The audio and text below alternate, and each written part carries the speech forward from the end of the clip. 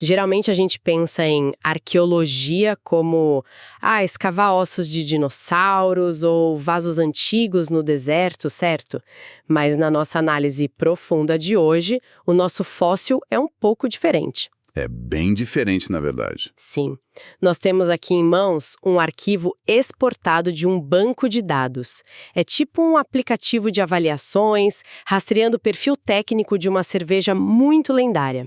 A Cantillon Creek 100% Lambics, safra de 2011. Olha, o que é fascinante aqui é pensar que um arquivo de dados tão técnico consegue mapear não só os ingredientes de uma bebida, ele mapeia o impacto cultural de algo muito, muito específico. Uhum.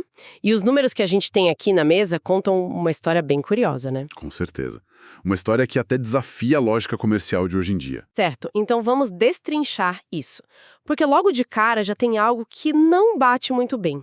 O perfil mostra que é uma cerveja com 5% de teor alcoólico, o nosso famoso ABV. Isso, 5%.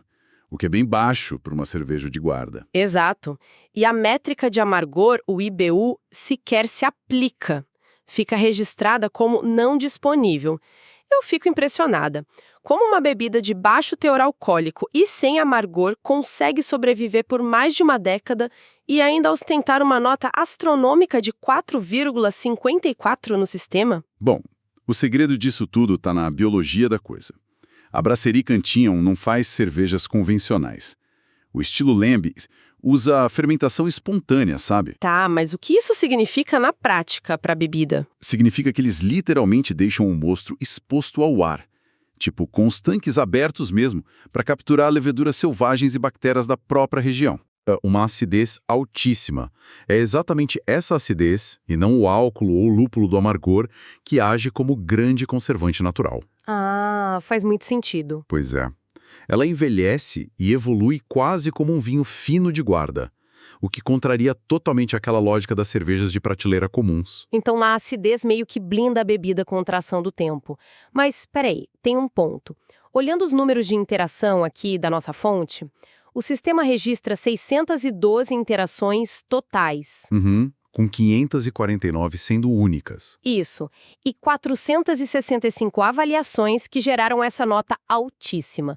Sinceramente, para uma cerveja que é considerada uma lenda mundial, 400 e poucas avaliações me parece uma amostra muito pequena.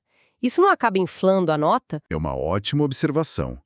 Mas a gente precisa olhar para duas coisas no banco de dados. A marcação de vintage, que indica uma safra verdadeira, e o status de produção, que está marcado como falso. Ah, entendi. É uma safra fechada, então não tem como ter reposição. Exatamente. Essa não é uma cerveja de produção contínua.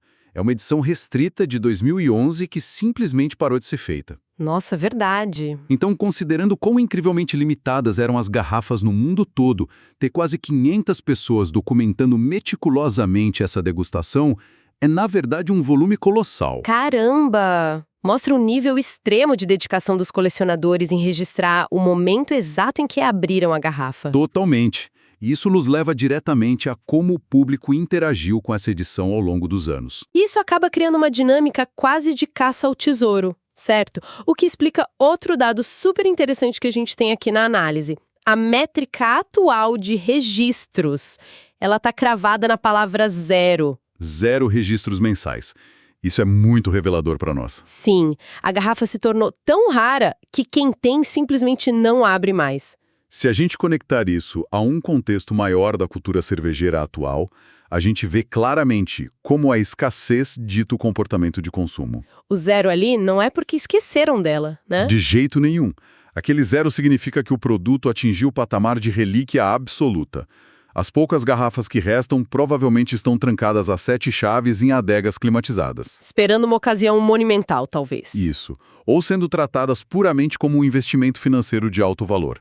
Porque o sistema capta perfeitamente todo o ciclo de vida desse entusiasmo da comunidade. Tivemos um pico gigante de consumo e documentação lá na época do lançamento, claro. E agora os dados refletem o silêncio da raridade extrema. É o famoso medo de ficar de fora. mas aplicada a um líquido que continua fermentando e mudando de sabor lá dentro do vidro escuro. Enquanto ninguém bebe. A escassez transforma o consumo em um evento histórico. Então, no fim das contas, esses dados que parecem tão frios na tela. Tipo as linhas de código marcando falso e zero, né? Exato. Eles funcionam mesmo como aquele nosso fóssil do início da conversa. Eles narram a trajetória de uma obra-prima artesanal. Uma bebida que teve seu momento de glória e que já não circula mais livremente no mundo real. A cerveja física pode estar quase extinta hoje, ou totalmente fora de alcance.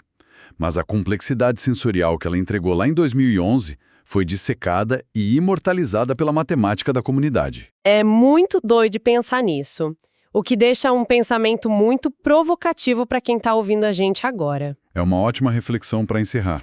Bom, se um simples conjunto de dados estatísticos consegue preservar tão perfeitamente a excelência e a história de uma cerveja de 2011, que já não existe mais, quais outras experiências efêmeras e sensoriais do nosso dia a dia estão sendo silenciosa e perfeitamente preservadas por números neste exato momento? Fica aí a reflexão para todo mundo. E assim chegamos ao final de mais um episódio do Beer Review, um podcast da Rare Beer Brasil. Aqui exploramos o universo das cervejas artesanais, com histórias, curiosidades e experiências que tornam cada gole especial. Beer Review, Rare Beer Brasil. Se você curtiu, siga o podcast na sua plataforma preferida para não perder nenhum episódio. Compartilhe com amigos que amam descobrir novos sabores e histórias. Beba menos, mas beba melhor. Até o próximo episódio e saúde!